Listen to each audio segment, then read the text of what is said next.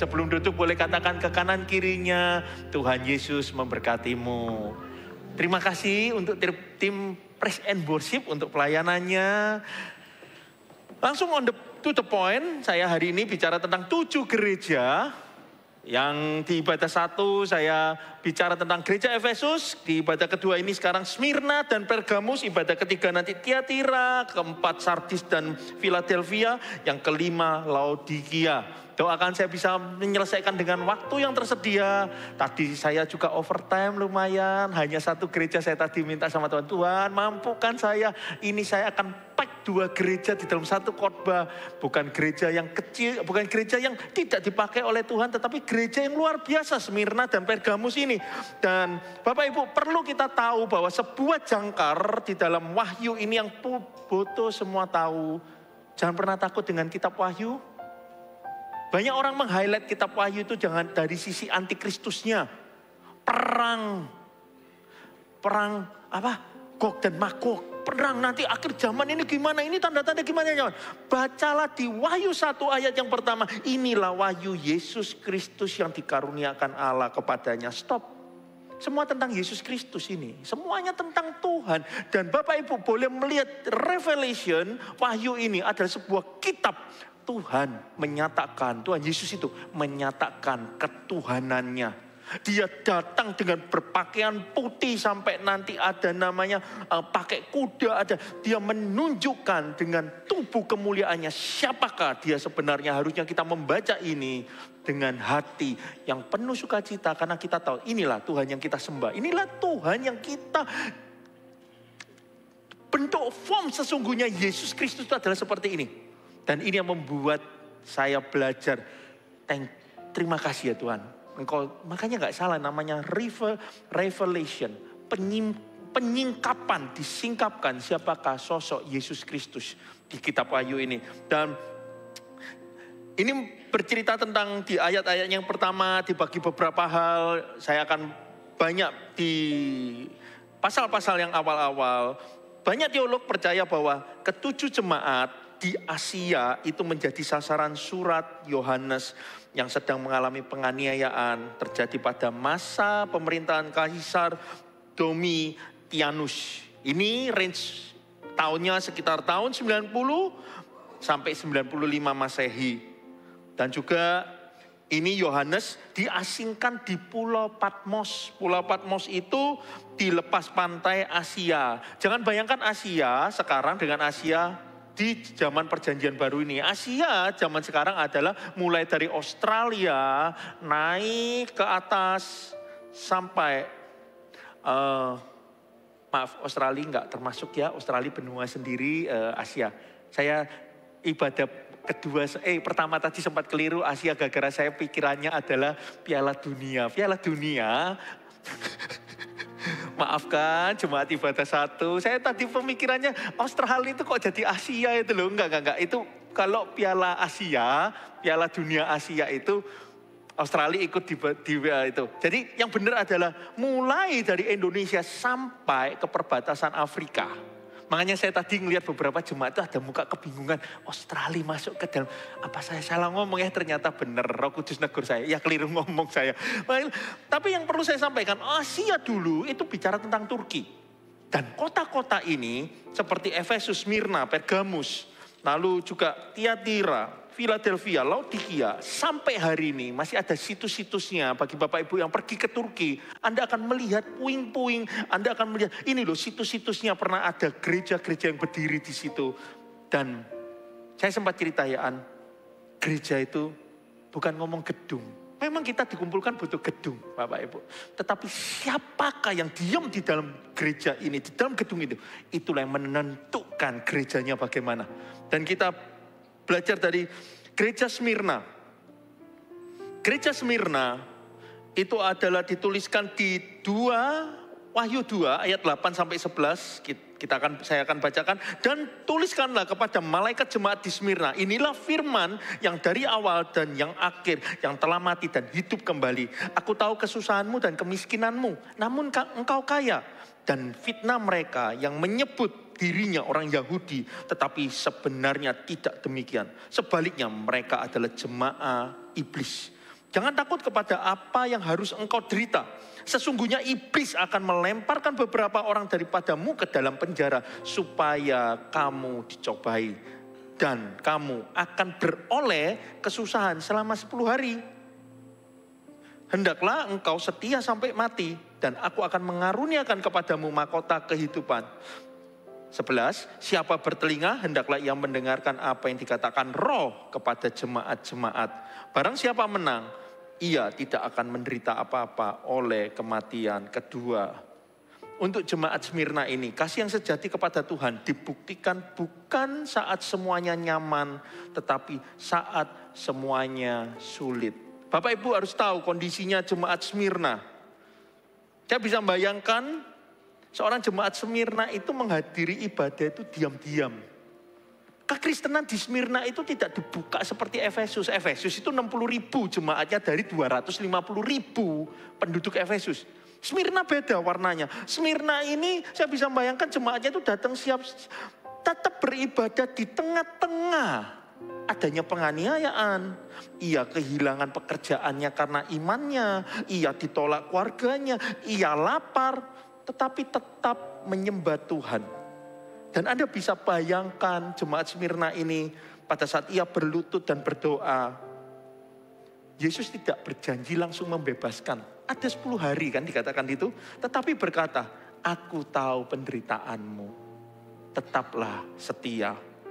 Aku sudah menunggumu di garis finish. Saya bisa membayangkan itulah gambaran jemaat Smyrna dan kesetiaan dalam penderitaan itu adalah bentuk cinta yang tertinggi.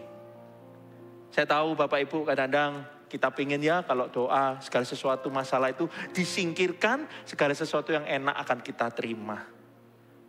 Tapi kadang-kadang ada ayatnya mengatakan anak gampang itu nggak diajar Tuhan, tapi anak-anak sungguhan itu akan diajar oleh Tuhan. Diajar, dibentuk. Jadi Bapak Ibu, kalau Anda sudah di dalam posisi yang benar, Anda sudah posisi berkenan di hadapan Tuhan. Kalau hari ini, Bapak Ibu masih mengalami suatu cobaan, atau sebuah tantangan, kesulitan dalam kehidupan ini, tetaplah setia. Tapi kalau ini memang dari kesalahan kita, kesalahan investasi, kesalahan keputusan, dosa masa lalu, segeralah lakukan perubahan arah, reroute, langsung berubah rutenya, kembalilah kepada Tuhan. Tapi saya akan sampaikan ini, konteksnya tentang Smyrna. Smyrna itu sekarang namanya Izmir. Kota Izmir di Turki. Sebuah pelabuhan makmur. Sebuah kontradiksi ya. Saya waktu katakan, kamu ini miskin, kemiskinan. Dikatakan tadi kan, kesusahanmu dan kemiskinanmu. Sepertinya kayak situasi yang gak mudah. Padahal seharusnya kota Smyrna ini kota yang makmur. Karena kota pelabuhan. Bapak Ibu tahu kota pelabuhan dimanapun itu akan punya advantage. Punya keuntungan. Karena dia akan menjadi kota yang hub. Penghubung kiri kanan. Semua orang akan diam di situ. Mau lintas bangsa, mau lintas itu. Pasti akan berkumpul. Contoh kota-kota di dekat-dekat pelabuhan. Bukan dekat-dekat pelabuhan, kota pelabuhan tersebut. Sampai hari ini, itu kota-kota yang memegang peranan penting.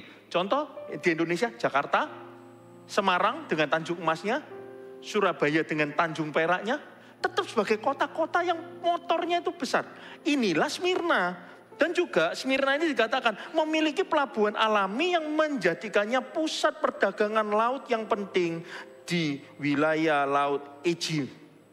Ini di daerah dekat-dekat sudah Yunani dan dikenal sebagai salah satu kota paling megah dan terindah di dunia kuno. Waktu di Perjanjian Baru ini dijuluki mahkota Asia karena keindahan dan kemakmurannya. Kok bisa ada ayatnya yang mengatakan aku tahu kesusahanmu, aku tahu kemiskinanmu. Namun engkau kaya. Kayanya itu bukan karena kotanya Bapak Ibu. Dan ini saya perlu sampaikan lagi. Kenapa kok ada kemiskinan di dalam Smyrna? Jemaat Smyrna ya. Karena zaman dulu Smyrna ini dikenal sebagai pusat penyembahan kaisar. Atau nama lainnya imperial cult. Jadi kaisar-kaisar dulu itu minta dia itu disembah. Dan kegiatan religius yang poliistik. Poli itu banyak. Jadi menyembah banyak Allah, banyak dewa. Di sini salah satu dewa-dewanya adalah banyak kuil. Artemis, Zeus, bahkan kaisar Roma pun disembah. Dan juga kenapa kok bisa dikatakan sebagai jemaat Smyrna itu mengalami kesusahan. Karena ada namanya guild. Guild itu adalah serikat perdagangan. Di dalam serikat perdagangan, orang harus mengadopsi, oke, kita percaya ya, ini sebagai dasarnya kita. Karena dekat dengan pemerintahan harus mengikuti dengan keinginan kaisar. Disinilah jemaat Smyrna tidak mau bernegosiasi. Makanya itu secara dunia ekonomi jemaat Smyrna mengalami kesulitan. Karena satu apa? Penyembahan kaisar. Dia ngomong, aku gak mau sembah kaisar. Aku gak mau berkompromi. Makanya itu secara ekonomi, secara fisik jemaat Smyrna itu mengalami kesusahan dan kemiskinan. Makanya Bapak Ibu bisa nangkep. Tapi Tuhan mengatakan, namun kamu kaya. Dan jemaat Smyrna mengalami penganiayaan berat. Termasuk kemiskinan, fitnah dari kelompok Yahudi lokal. Dan juga sejarah mencatat Polikarpus, pemimpin utamanya Smyrna, murid Rasul Yohanes, sebagai martir Kristen yang dibakar hidup-hidup di sekitar tahun 1055 Masehi. Polikarpus merupakan muridnya Yohanes sendiri yang membuat surat ini, wahyu ini, yaitu Rasul Yohanes. Oke, kita sekarang masuk ke dalam pembacaan firman. Dalam tulisan, dan tuliskanlah kepada malaikat jemaat di Smyrna. Inilah firman yang awal dan yang akhir, yang telah mati dan hidup kembali. Bapak Ibu, malaikat jemaat itu berkata tentang pemimpin. Pemimpin Tuhan itu akan selalu berkata dengan pemimpin. Pemimpin di dalam gereja, CGL, coach, TL, itu merupakan pemimpin gereja. Dan tadi di Efesus bercerita tentang 7 bintang yang ada di tangan kanannya. Bicara bahwa pemimpin gereja ada di dalam otoritasnya Tuhan. Jangan bermain-main kalau Anda hari ini dipercaya untuk memimpin.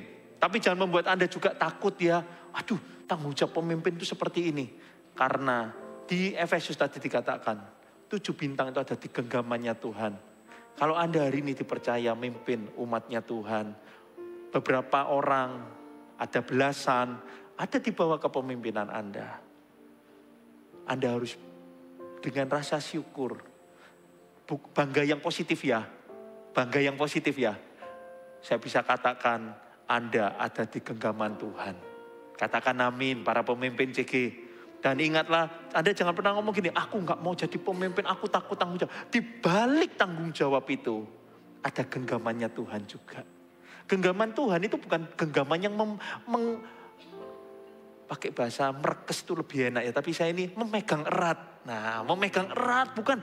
Tuhan itu menggenggam itu dengan kasih. Dan juga saya ini, pada saat saya menyiapkan ini ya, saya ini membacanya itu banyak. Tuhan itu bisa datang kepada Efesus. Seseorang yang membawa 7 bintang di tangan kanannya dan melewati kaki Dian. Yang di Smyrna beda. Inilah firman yang dari yang awal dan yang akhir, yang telah mati dan hidup kembali. Ini menceritakan bahwa apa yang terjadi di Smyrna, Tuhan itu tahu. Makanya Tuhan katakan, kalian tuh gak mati. Di tengah-tengah kesulitannya kalian itu tidak akan mati. Kalian itu akan bangkit kembali. Dan kalaupun kalian gak akan bangkit, tidak akan bangkit, maksudnya secara ekonomi, secara apapun. Tetapi dikatakan, engkau akan memperoleh kehidupan kekal. Dan dikatakan di sini, aku tahu kesusahanmu dan kemiskinanmu, namun engkau kaya. Dan fitnah mereka yang menyebutkan dirinya orang Yahudi, tetapi sebenarnya tidak demikian. Sebaliknya mereka adalah jemaah iblis. Kata aslinya, kesusahan itu adalah klipsis. Itu adalah penderitaan karena tekanan dari luar. Di sini tidak ada omongan tekanan dari dalam. Kenapa? Karena it is well with my soul. Bapak Ibu, terkadang orang lain kalau menghadapi tekanan. Saya katakan ini Bapak Ibu bisa dua arah ya.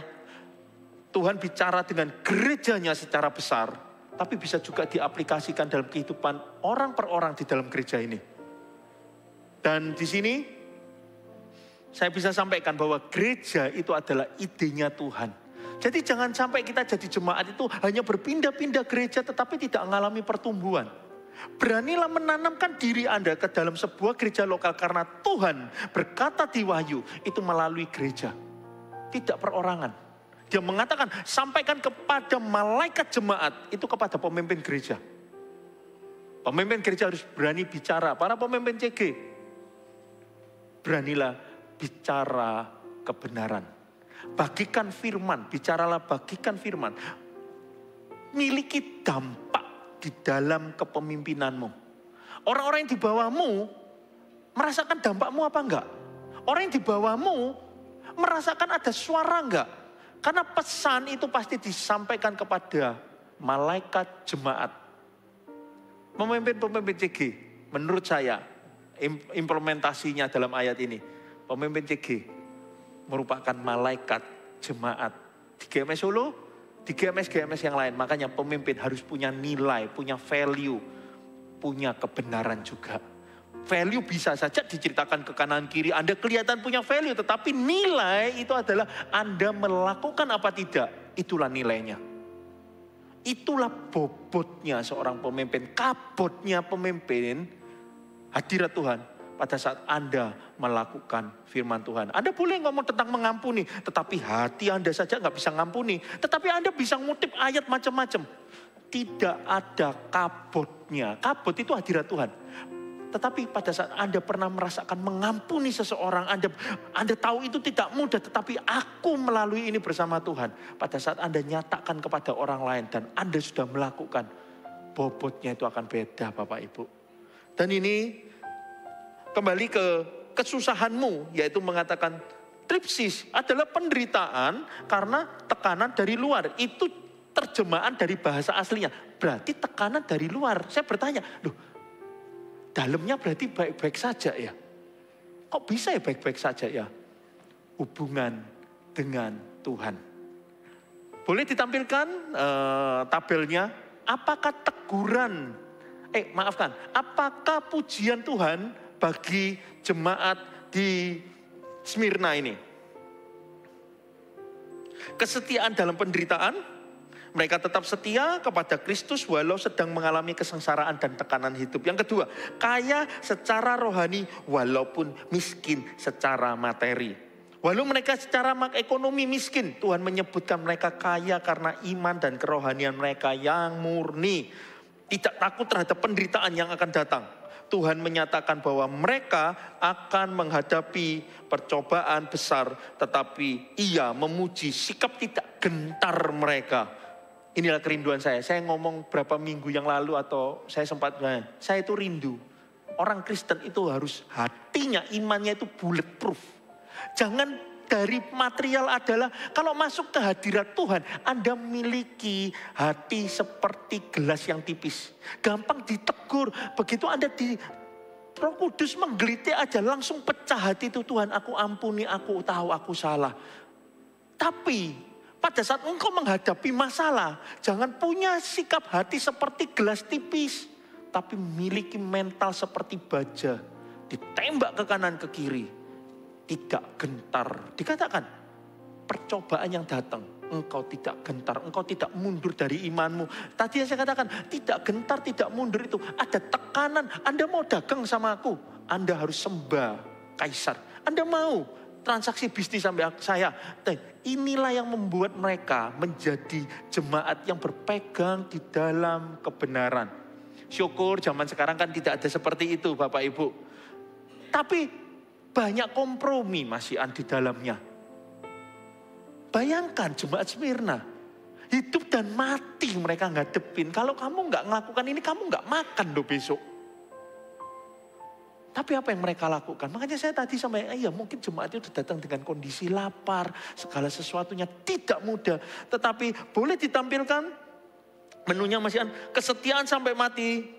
Mereka dipuji karena keteguhan untuk tetap setia meski harus menghadapi kematian demi iman mereka. Tahu nggak yang muji bukan manusia.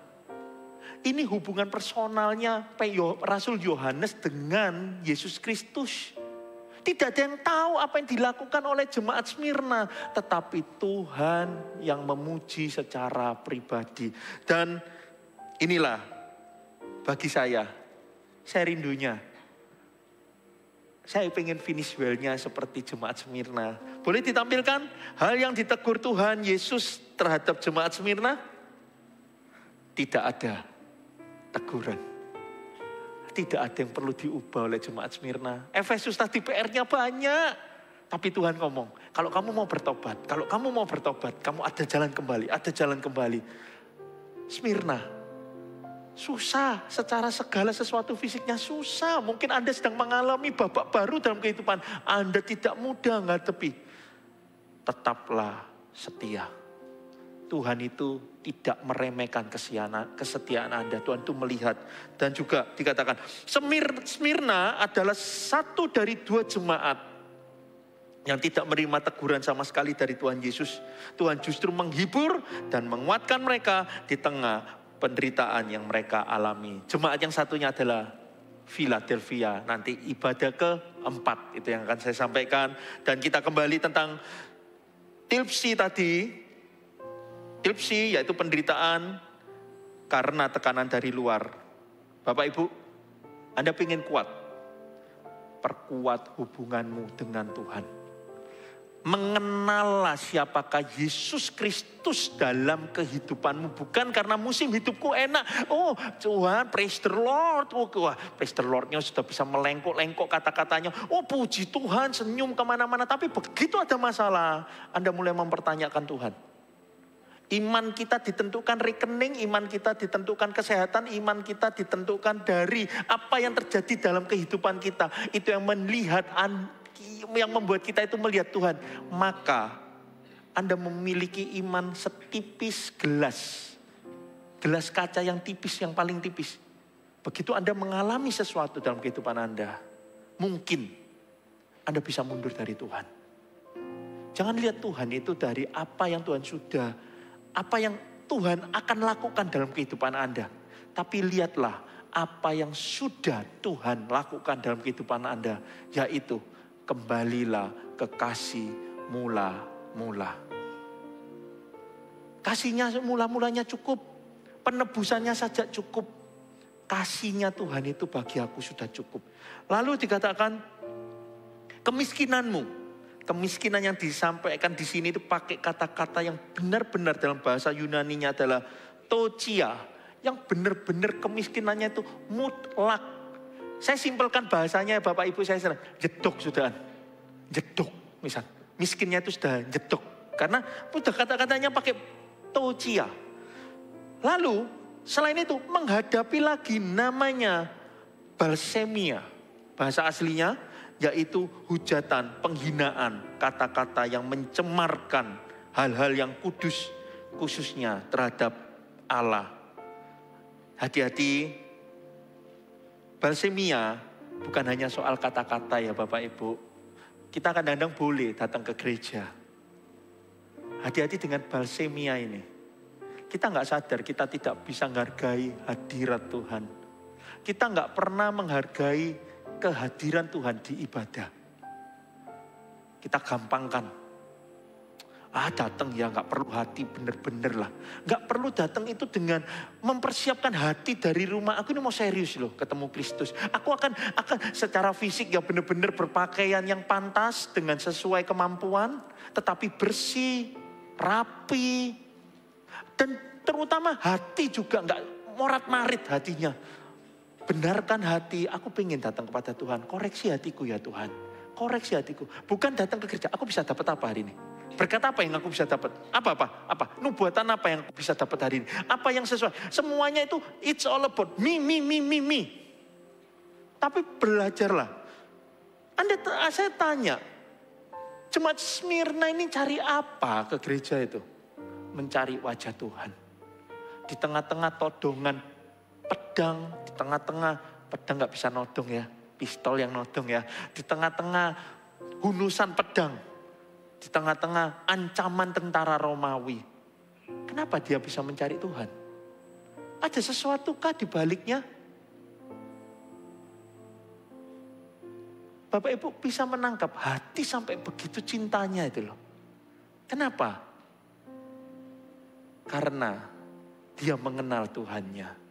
Saya rindunya jemaat GMS Solo, terutama yang ibadah 2 ini, menangkap isi hati Tuhan. Karena Bapak Ibu mengenal Tuhannya. Semakin tahun, semakin mengenal. Semakin ulang tahun, semakin mengenal siapa ya Tuhan bagi kehidupanku. Bertambah usia, aku kenal. Bukan bertambah tahun semakin susah dikasih tahu Bapak Ibu. Jangan mengeraskan hati. Semakin tua itu harus menjadi seseorang yang muda. Daud itu bukan orang yang bersih dari dosa. Tangannya itu berlumuran darah. Tapi Daud itu yang tadi saya katakan, hatinya itu terhadap Tuhan terbuat dari kaca yang mudah pecah.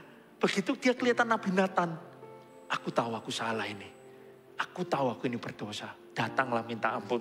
Inilah Belsemia. Saya berdoa agar tidak ada terjadi di GMS Solo ini. Bicara tentang sikap hati yang tidak menghormati kekudusan Allah. Menyangkali kebenarannya. Dan juga menggantinya dengan ala-ala lain. Apa ala-ala lain itu? Ala-ala lain itu bisa berkata tentang Tuhan plus. Tuhan plus hari baik. Tuhan plus juga dengan primbon. Tuhan plus juga dengan feng shui. Tuhan plus dengan semuanya. Tuhan salah satu Tuhan. Kalau jalan ini tutup ya saya coba cari jalan yang lain. Melalui Tuhan Yesus belum ada jawabannya. Saya coba cari ke tempat lain yang saya bisa dapatkan jawaban. Mungkin Anda bisa mendapatkan jawabannya. Tetapi Anda bertransaksi dengan orang yang salah. Mungkin Anda akan keluar dari masalah dan lihat ternyata benar ya. Kuasa lain juga bisa jawab. Bisa. Ada orang gak kenal Tuhan. Rumahnya bisa satu kapling dikuasai. Mobilnya hanya satu jenis. Tapi punya 10 warna. Kerjaannya, jangan ditanya. Kerjaannya jauh dari kekudusan Tuhan. Tapi bisa punya mobil yang harganya mahal sekali. Tipenya sama, hanya beda warna. Anda sudah tahu itu sudah di level mana. Hanya beda warna. Saya ngatakan ini bukan di dunia imajinasi Bapak Ibu.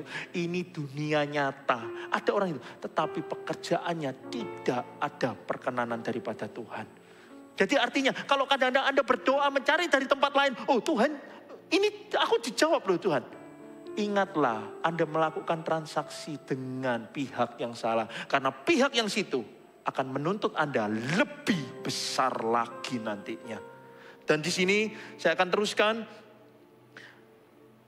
Namun Yesus mengatakan engkau kaya kepada jemaat Smyrna. Karena mereka memiliki cinta dan pengabdian yang tidak goyah. Mari kita hari ini belajar dari jemaat Smyrna. Kok bisa ya mereka punya cinta dan pengabdian yang tidak goyah. Walaupun musimnya hidupnya gak mudah. Saya nyampaikan ini Bapak Ibu. Bukan berarti saya sudah ngelewatin. Saya nyampaikan ini. Mari kita sama-sama belajar. Apapun musim kehidupan kita. Ada orang gini, kok aku berhenti pelayanan dulu. Aku lagi ngalami masalah kok. Aku masalah ini. Loh, selesaikan sembari. Kita sama-sama. Jangan hanya karena memikirkan, aku gak bisa pelayanan kalau ini gak selesai. Anda lihat, Smyrna akan mengatakan, aku akan menyembah Tuhan. Kalau aku setelah selesai masalahku. Smyrna gak begitu. Saya rindunya Bapak Ibu. Saya nggak tutup mata dengan apa yang dialami, problem dengan para volunteer yang akan dihadapi.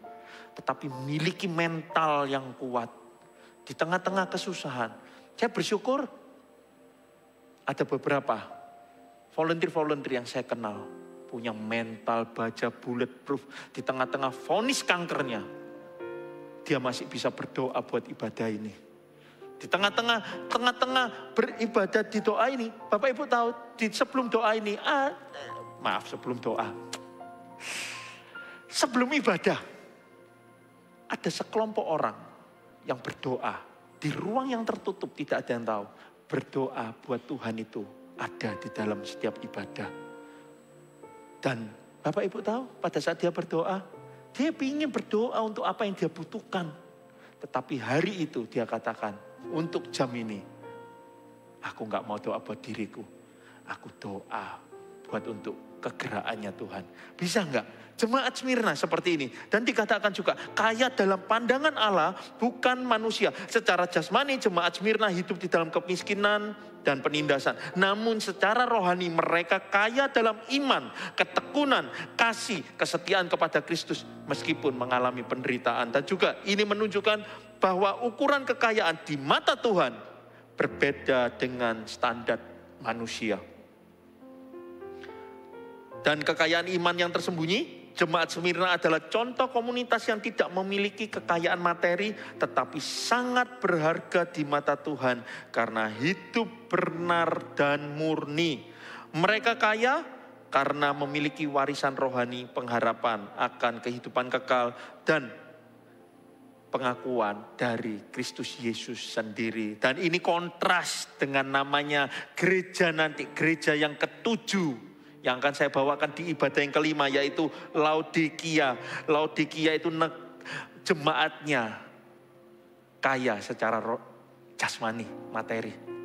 Tetapi dikatakan oleh Tuhan, kamu itu miskin. Belilah koin daripadaku. Nanti di ibadah kelima saya akan menjelaskan apa artinya koin, apa artinya pakaian putih, apa artinya balsem juga buat dioleskan di mata. Dan di sini, Laodikia kaya secara dunia tetapi miskin di hadapan Allah. Kerinduan saya, Bapak Ibu. Setiap orang punya takaran kesejahteraan jasmani, materi. Setiap orang punya takaran masing-masing. Saya nggak akan ngomong di area sana. Tapi harus ini yang saya sampaikan, suara pengembalaan di GMS Solo. Kayalah di hadapan Allah. Semua jemaat GMS Solo harus kaya di hadapan Allah. Tuhan menilai kekayaan bukan dari apa yang kita miliki, melainkan siapa kita di dalam Kristus.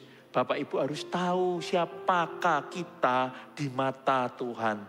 Mari hari ini kita hampiri tanya siapa aku Tuhan di hadapan Tuhan. Dan juga jemaat yang rela menderita demi iman tetap taat dan memelihara kasih kepada jemaat yang kaya, bahkan jika secara materi terbatas. Lalu ini di ayatnya yang ke-10 ya, saudara.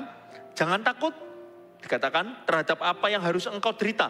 Sesungguhnya iblis akan melemparkan beberapa orang dari antaramu ke dalam penjara supaya kamu dicobai. Dan kamu akan beroleh kesusahan selama 10 hari. Hendaklah engkau setia sampai mati dan aku akan menganugerahkan kepadamu mahkota hidup. Stop sampai sana. Saya ingin highlight kesusahan selama 10 hari. Kayak sudah ditentukan ya, 10 hari, kesusahanmu 10 hari. Ini lagunya GMS Live. Masalah itu ada kadaluarsanya Bapak Ibu. Kalau hari ini Anda sedang mengalami pergumulan macam-macam, pasti ada masa kadaluarsanya. Pasti ada suatu titik masalah itu terlewati. Katakan amin. Dikatakan aku akan datang. Beberapa orang akan dijebloskan dalam penjara, akan dicobai dan semuanya. Tetapi itu selama 10 hari. Bapak Ibu, apa yang kau hadapi? Secara profetik, itu 10 hari. Mungkin ini barusan hari kelima. Masih ada 5 hari. Jalani sambil mengenal siapakah Tuhan, dan Tuhan, kacamata Tuhan melihat kita itu siapa. Berjalanlah 5 hari ke depan itu bersama Tuhan. Katakan amin. Mungkin ini hari ke-8, tinggal 2 hari. Atau hari ini, hari ke-10. Anda akan dibebaskan dari penjara. Jangan mundur, kuncinya tetap setia. 10 harinya, 5 hari, 4 hari. itu bentuknya profetik. Mungkin Anda sudah mengalami berpuluh-puluh tahun. Mungkin ini tahun hari ke-10-nya setelah Anda menjalani berpuluh-puluh tahun. Tuhan akan bawa masalah itu keluar. Katakan amin. Dan bagi yang menang akan mendapatkan mahkota kehidupan. Apa mahkota kehidupan itu maknanya, aspeknya boleh ditampilkan di belakang. Makna mahkota kehidupan adalah upah kekekalan. Mahkota menggambarkan hidup kekal yang diberikan kepada mereka yang setia sampai akhir. Lalu penghargaan atas penderitaan. Setiap penderitaan, percayalah satu, ada mahkota kehidupannya. Lihatlah mahkota kehidupannya. Jangan lihat yang ada di secara karnal ini, secara fisik. Dan juga simbol kemenangan iman. Ini bukan hasil usaha manusia, tetapi buah dari kasih karunia Allah atas iman yang teruji. Ada sebuah perasaan puas yang tidak bisa dibeli uang pada saat Anda berhasil keluar dari sebuah penderitaan bersama Yesus Tuhan tanpa mengambil jalan pintas. Siapa yang pernah merasakan itu? Saya percaya pasti ada beberapa di tengah-tengah Anda kompromi atau setia. Kompromi atau setia, Anda tetap mengambil setia. Itu Anda pada saat Anda terlewati, Anda masuk ke dalam tatanya Tuhan. Belum melewati aja, kita bisa menghadap tatanya Tuhan. Tuhan ambil itu. Tuhan, aku bisa ngambil sebuah keputusan tanpa kompromi. Ada sebuah perasaan di hati. Itulah yang gak bisa dibeli dengan uang, Bapak Ibu. Dan juga yang ketiga, jaminan hidup setelah kematian. Mereka mungkin kehilangan nyawa secara fisik karena penganiayaan. Tetapi dijanjikan hidup yang sejati tidak dapat dihancurkan.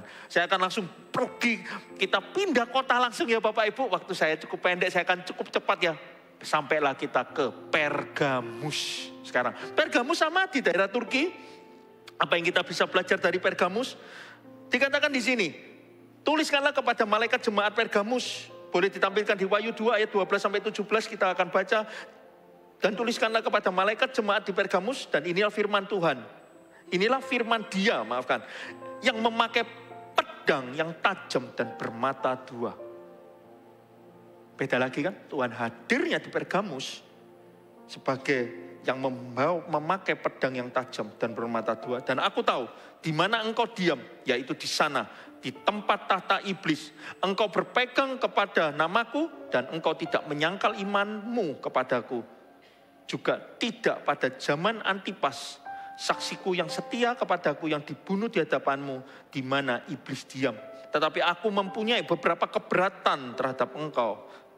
Di antaramu ada beberapa orang yang menganut ajaran Bileam, yang memberikan nasihat kepada Balak untuk menyesatkan orang Israel supaya mereka makan persembahan berhala dan berbuat zina. Demikian juga ada padamu orang-orang yang berpegang kepada ajaran pengikut Nikolaus. Sebab itu bertobatlah, jika tidak demikian aku akan segera datang kepadamu dan aku akan memerangi mereka dengan pedang yang ada di mulutku ini. Siapa bertelinga hendaklah ia mendengarkan apa yang dikatakan Roh kepada jemaat-jemaat. Barang siapa menang kepadanya, ku berikan dari mana yang tersembunyi dan aku akan mengaruniakan kepadanya batu putih yang di atasnya tertulis nama baru yang tidak diketahui oleh siapapun selain orang yang menerimanya. Kita bicara mengenai gereja Pergamus. Saya kembali lagi, selalu bicaranya melalui pemimpin gereja, malaikat jemaat gereja, latar belakangnya Pergamus. Pergamus terletak di wilayah Misia, Asia Kecil, Turki barat daya laut. Terletak di bukit yang tinggi, ini beda lagi. Kalau tadi di dekatnya pantai, di dekatnya dermaga, dekatnya pelabuhan. Ini sekarang di bukit. Tempatnya jauh, mulai naik. Dan kota ini memiliki posisi strategis secara militer dan simbol kekuasaan yang dominan atas wilayah sekitarnya. Anda bisa bayangkan dia berdiri di atas bukit. Dia memiliki kacamata yang lebar Pergamus ini. Kalau militer ditaruh di sana, tidak ada bisa bangsa yang menyerang. Karena kelihatan semua, karena posisi di atas bisa melihat bawah, kiri, kanan semua. Tidak ada yang bisa lolos dari pandangan watchtower-nya kota ini. Dan juga dikatakan, ini bukan seperti kota pelabuhan Efesus atau Smyrna, tetapi menjadi pusat politik dan budaya dan agama yang sangat berpengaruh. Di dalamnya kota ini ada pengadilan kekaisaran, tempat keputusan hukum Romawi dilaksanakan. Itu menjelaskan mengapa Yesus menyebutnya sebagai tempat tahta iblis. Karena di dalamnya ada pengadilan besar di sana. Pengadilan tergantung orangnya di dalam. Kalau orangnya nggak takut akan Tuhan, akan mengambil keputusan-keputusan yang tidak akan berpihak kepada kebenaran firman Tuhan. Dan disinilah juga dikatakan Pergamus itu menjadi pusat agama dan penyembahan berhala. Pergamus kota yang sangat religius, tanda kutip. Kelihatannya agamawinya kuat di kota ini. Kuil-kuil besar, ada dewa Zeus, Athena, Dionysus, Asklepios. Saya nggak ngerti semua bacanya. Kota ini disebut juga sebagai pusat penyembahan kaisar yang kuat, di mana Kaisar Roma disembah sebagai Tuhan dan Juru Selamatnya.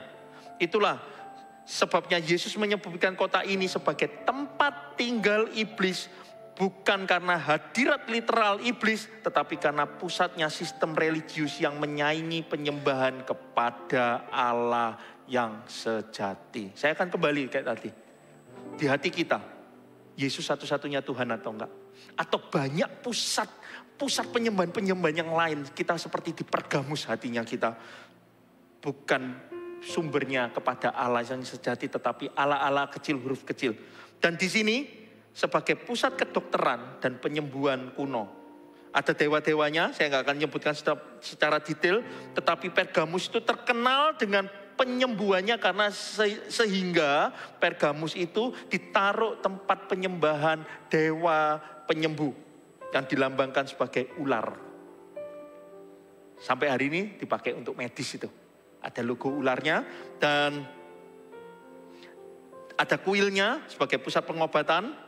Mirip seperti rumah sakit besar, tetapi saya perlu sampaikan ini. Sebuah ironi rohani di dalamnya.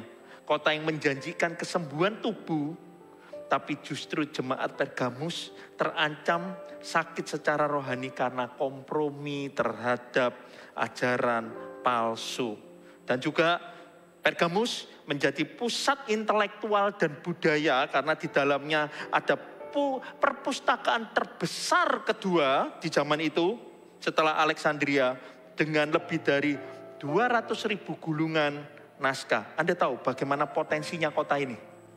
Ini kota yang sangat-sangat secara administrasi sangat hebat, sangat kuat. Mungkin perdagangan biasa, tetapi faktor administrasi semuanya, pengadilan, segala sesuatu intelektual ada di dalamnya ini. Tetapi apa yang terjadi di dalam Pergamus? Kita bisa baca apa yang dipuji oleh Tuhan Yesus untuk jemaat Pergamus. Tinggal di tempat tahta iblis, tapi mereka tetap menjadi terang. Meski hidup di lingkungan yang sangat jahat dan penuh tekanan rohani. Saya Bapak Ibu, saya munculkan tabel ini agar kita belajar menjadi jemaat. Kita ambil bagusnya jemaat Pergamus itu apa? Dia tetap menjadi terang meskipun hidup di lingkungan yang tidak baik. Mari gitu, memegang nama Tuhan. Mereka tidak menyangkal identitas dan iman mereka di tengah tekanan sosial dan spiritual yang besar. Lalu yang ketiga, tidak menyangkal iman saat penganiayaan. Bahkan ketika salah satu dari mereka, Antipas, itu dibunuh karena imannya, jemaat tetap teguh dan tidak murtad. Ayo kita sama-sama belajar, jemaat GMS Solo. Miliki 3 hal yang dipuji oleh Tuhan ini. Tetapi kita perlu hindari, boleh ditampilkan hal yang ditegur Tuhan terhadap Pergamus. Yaitu mentoleransi ajaran Bileam. Ada yang memegang ajaran Nikolaus. Apa yang dimaksud dengan Bileam? Yaitu kompromi dengan dosa. Makan persembahan berhala dan percabulan. Sama seperti yang ditegur di Efesus, ajaran ini mengandung kompromi moral bagi kota Efesus maupun Pergamus. Dan tidak menegur dosa di tengah jemaat. GMS akan selalu melakukan proses. Tetap hatinya harus murni di dalam firman-firmannya. Bukan menghakimi, Tetapi kalau memang dalamnya ada sifat teguran-teguran, para pemimpin CG, kalau Anda tahu anak-anak CG Anda, jalannya serong ke kiri, serong ke kanan, Anda sebagai gembala CG, ada otoritas tongkat dan gada yang diberikan kepada Anda. Luruskan mereka kembali ke jalan yang benar. Itu bagian kewajiban kita. Tetapi di sisi sana, keputusan ada di tangannya dombanya kalian. Tapi kita akan mengusahakan yang terbaik. Sampai air mata dengan segala kita bisa lakukan, kembalikan dia ke jalan yang benar. Tapi kalau kita sudah melakukan maksimal, mereka tetap mengambil keputusan menyimpang ke kirinya ke kanan, maka tidak ada hutang darah di tangannya. Ingat, pada saat Anda tidak melakukan apapun, Anda tidak meluruskan domba Anda pada saat domba Anda menuju kepada jurang maut. Hati-hati, tangan kita akan dilumuri darah. Darah-darah orang yang dipercayakan kepada kita ada di tangan kita. Makanya kalau melihat domba yang lagi di ujung menuju ke jurang maut, segera tarik, ambil tongkat, tarik, amankan mereka. Usahakan, jagai. Jangan pernah remehkan panggilan Anda. Saya akan terakhir dengan ajaran Bileam dan juga Nikolaus. Supaya Bapak Ibu akan mengerti apa ajaran Bileam. Ajaran Bileam cirinya adalah kompromi moral dan seksual terutama. Menggoda orang percaya untuk berzina dan hidup di dalam percabulan dibungkus dengan toleransi budaya. Hati-hati, Bileam ini adalah seorang yang dulunya waktu zaman bangsa Israel sedang akan masuk ke tanah perjanjian. Saya perlukan background ini. Atau ada yang sudah tahu Bileam? Boleh lambaikan tangan yang tahu? Ini saya harus ceritakan kalau gitu. Latar belakangnya Bileam. Bileam ini seorang yang diundang oleh Balak untuk mengutuki bangsa Israel. Bileam tahu gak bisa ngutuki umat pilihan Tuhan. Tetapi Bileam itu cerdik. Tapi cerdik yang jelek ya. Dia tahu, dia ngomong sama Balak, kamu gak bisa ngutuki umatnya Tuhan. Caranya gimana? Goda, pakai Moab. Balak raja Moab. Goda, kawin campur. Untuk bisa membuat mereka itu yang membatalkan perjanjian sendiri di hadapan Tuhan. Itulah yang kejadian dengan ajaran Bileam.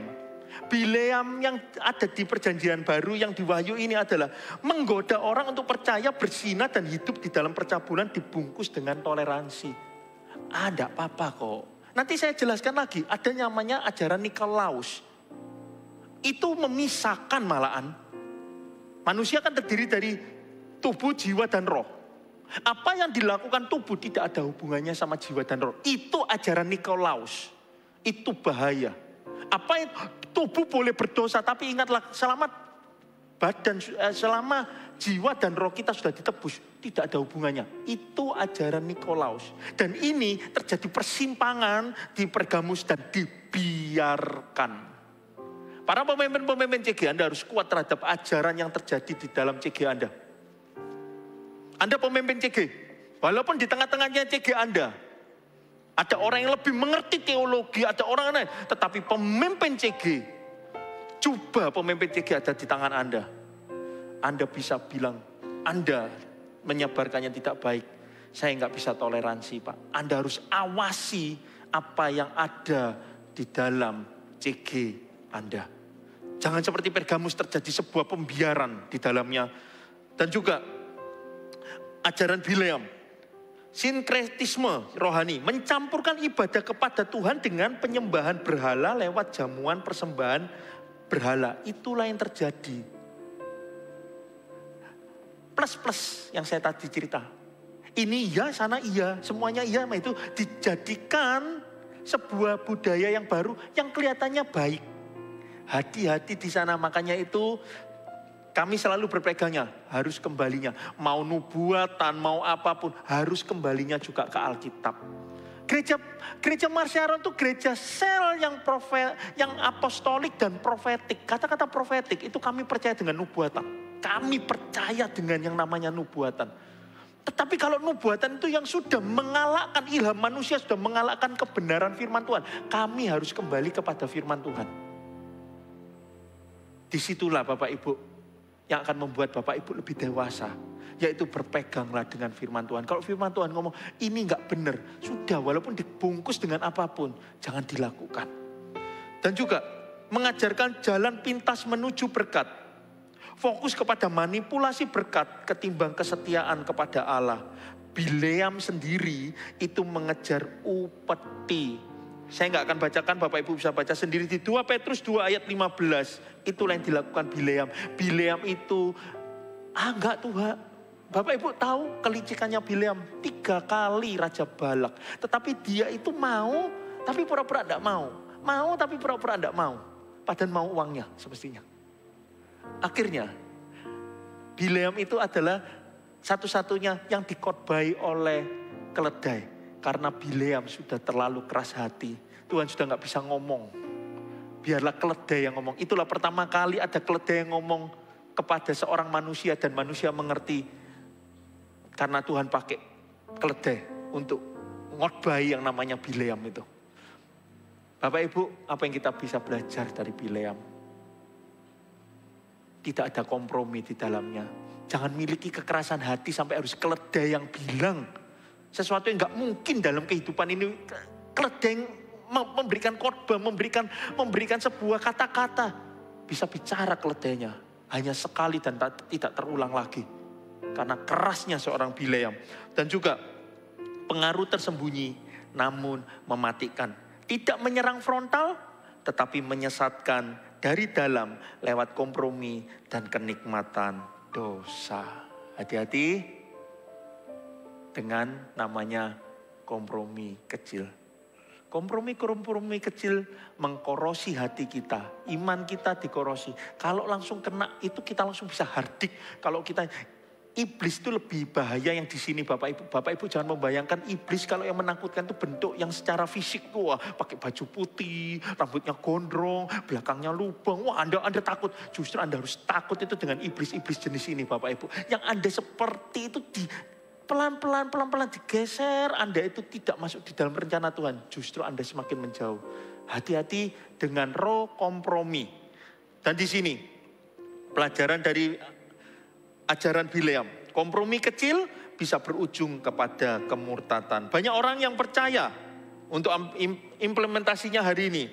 Banyak orang yang percaya yang jatuh bukan karena tekanan luar, tapi karena kompromi dari dalam. Lalu pengajaran yang mentoleransi dosa sangat berbahaya. Doktrin yang berkata Tuhan tetap sayang walaupun kamu hidup dalam dosa. Hati-hati, saya selalu sampaikan, Tuhan itu cinta. Tuhan akan menebus segala kesalahan kita. Tidak ada kesalahan yang lebih besar, tidak ada. Tapi juga ada. Jangan sengaja berdosa. Karena ada namanya konsekuensi dosa juga. Dan yang ketiga, pencampuran budaya dunia dengan iman harus ditolak. Iman yang sehat harus murni, kudus, tidak kompromi, walau hidup di tengah dunia yang rusak. Saya akan jelaskan sedikit tentang Nikolaus. Nikolaus ini tidak ada yang jelas siapakah Nikolaus yang dimaksud. Tapi ada beberapa teolog yang mengatakan dan saya percaya dan saya melihat inilah hati-hatinya kita. Nikolaus ini adalah salah satu dari 7 diaken yang ada di dalam Kisah Para Rasul waktu itu. Salah satunya Stefanus yang mati sebagai martir pertama. Muncullah seorang Paulus lalu yang mengejar sampai ke Damsyik itu. Stefanus sama Nikolaus itu satu pelayanan yang sama, diaken. Jangan bersembunyi di dalam pelayanan Anda. Kelihatannya baik-baik saja. Oh ya, pelayanan diaken, melayani janda, melayani anak yatim piatu. Justru dari seorang Nikolaus muncul sebuah pengertian namanya gnostik. Tidak apa-apa dosa yang tadi saya ceritakan deh. Tubuh, jiwa, roh. Tubuh berbuat dosa, roh jiwa tetap diselamatkan. Itu pikiran yang salah. Dan di sini Nikolaus itu ajaran kompromi, hampir serupa dengan Bileam, mengajarkan bahwa kompromi dengan penyembahan berhala dan kenyajisan seksual bukanlah dosa yang serius. Mentoleransi kehidupan tanpa kekudusan, lalu mendorong umat untuk menggabungkan diri dengan Allah dengan kebiasaan kafir. Dan juga dikatakan Yesus membenci ajaran ini. Hati-hati Injil kemakmuran ekstrim, Bapak Ibu, mau berkatnya tanpa salib dan kekudusan. Yang dikejar hanya berkat saja. Hati-hati ya Bapak Ibu, kalau hari ini Anda datang hanya untuk tidak mencari wajah Tuhan, tapi aku ingin dapat berkatnya Tuhan, aku ingin dapat berkatnya Tuhan. Hati-hati di sini. Lalu disampaikan, gaya hidup Kristen yang permisif dan kompromi, di mana dosa sudah tidak dianggap serius. Anda harus tahu, dosa sekecil apapun, Anda harus serius untuk kembali kepada Tuhan. Jangan bermain-main, walaupun dosa itu kelihatannya kecil. Efeknya sampai ke keturunan nantinya. Kelihatannya hanya benih sedikit. Anda bercoba-coba selingkuh, yang kena 2 keturunan, 3 keturunan. Saya melihat banyak keluarga yang mengalami permasalahan yang panjang. Karena seorang kakeknya bermain api. Tapi yang menanggung sampai cicit-cicitnya. Kebingungan keturunanku ini siapa, ini dari mama yang siapa, ini dari nenek yang mana, ini ada kebingungan kanan kiri. Yang menanggung adalah keturunan-keturunan selanjutmu. Kita jangan egois. Dan yang ketiga, pemisahan palsu antara spiritual dan moralitas. Seolah-olah kamu bisa menyembah Tuhan sambil tetap hidup dalam dosa seksual, korupsi, dan kompromi. 3 hal yang kita bisa belajar, dikatakan sebab itu bertobatlah, selalu ada ujungnya, semua ayatnya dikatakan di Wahyu ini. Sebab itu bertobatlah, selalu ada jalan kembali, jika tidak demikian aku akan datang kepadamu dan aku akan memerangi mereka dengan pedang yang ada di mulutku ini. Siapa bertelinga hendaklah ia mendengarkan apa yang dikatakan Roh kepada jemaat. Barang siapa menang kepadanya akan kuberikan dari mana yang tersembunyi, dan aku akan mengaruniakan kepadanya batu putih yang di atasnya tertulis nama baru yang tidak diketahui oleh siapapun. Inilah janji Tuhan. Mana yang tersembunyi? Saya rindunya kita semua sampai garis finish. Kalau tadi di Efesus dijanjikan adalah pohon kehidupan. Di sini tadi yang Smyrna itu apa ya? Kematian kedua. Ya, tidak menderita apa-apa oleh kematian yang kedua. Sekarang kita sudah sampai di Pergamus. Pergamus adalah kita akan mendapatkan mana yang tersembunyi, dan batu putih itu memiliki makna mana adalah mengacu kepada roti dari sorga, lambang pemeliharaan ilahi dari firman yang tersembunyi, berarti dimensi rohani yang lebih dalam dari pemeliharaan Tuhan hanya untuk orang yang menang. Coba saya simpelkan bahasanya, yaitu orang yang menang akan dipuaskan secara rohani, menerima penyingkapan pribadi dari Kristus, karena Tuhan Yesus adalah roti yang hidup. Barang siapa yang menjaga ini akan mengalami Kristus lebih dalam lagi. Katakan amin. Itulah mana yang tersembunyi. Lalu yang kedua, batu putih dengan nama yang baru. Batu putih di zaman Romawi melambangkan pengampunan di pengadilan. Ini batu putih menurut saya marmer. Batu putih itu pengampunan atau akses istimewa pada saat ini, seperti invitation card, kartu undangan ke pesta atau ke olahraga. Dan nama baru itu melambangkan identitas baru di dalam Kristus. Tuhan berjanji memberikan identitas surgawi yang unik dan tidak tergantikan kepada mereka yang setia sampai garis akhir. 3 hal yang kita bisa belajar di dalam kehidupan Smyrna dan Pergamus, boleh ditampilkan 3 aplikasinya. Yang pertama, uji motivasi kasih kita, apakah tetap menyembah saat tidak nyaman? Apakah kita tetap mencari Tuhan?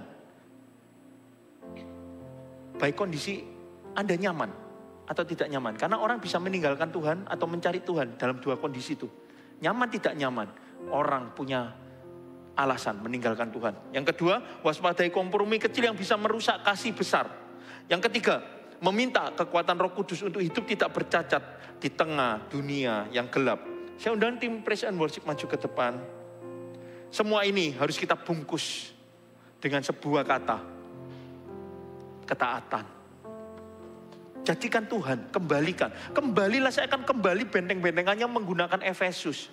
Kembalilah ke kasih mula-mula. Orang bisa melayani, tetapi kalau tidak ada kasih mula-mula, tidak ada api yang kembali. Kenapa kok aku mau melakukan ini ya? Kenapa kok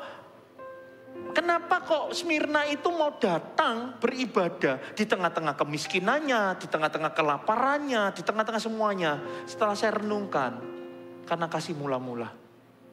Yesus itu segalanya dulu bagiku. Berapa banyak daripada kita semakin tahu doktrin, semakin tahu hal-hal yang semakin banyak dalam kehidupan kita. Bukan semakin kenal Kristus, semakin menjauh dari Kristus. Karena terlalu banyak manipulasi dalam pikiran kita hari ini. Buat hati kita kembali sederhana. Ingatlah pertama kali kita keluar dari kolam baptisan itu. Sederhana.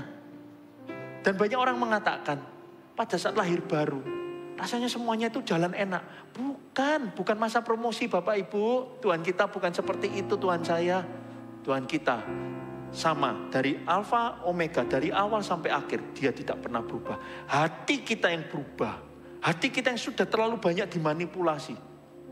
Hari ini kembalilah sederhana dan miliki hati yang kembali ke kasih mula-mulanya bahwa Engkau telah mati untuk aku. Aku bersyukur untuk itu. Engkaulah penyelamatku Tuhan. Kalau aku hari ini sedang mengalami kesulitan Tuhan. 10 hari. Mungkin hari ini hari ke-9 atau hari ke-10. Aku akan tetap setia kepada Tuhan. Aku hanya perlu taat. Mari kita bawa hati kita menyembah Tuhan lebih dalam lagi.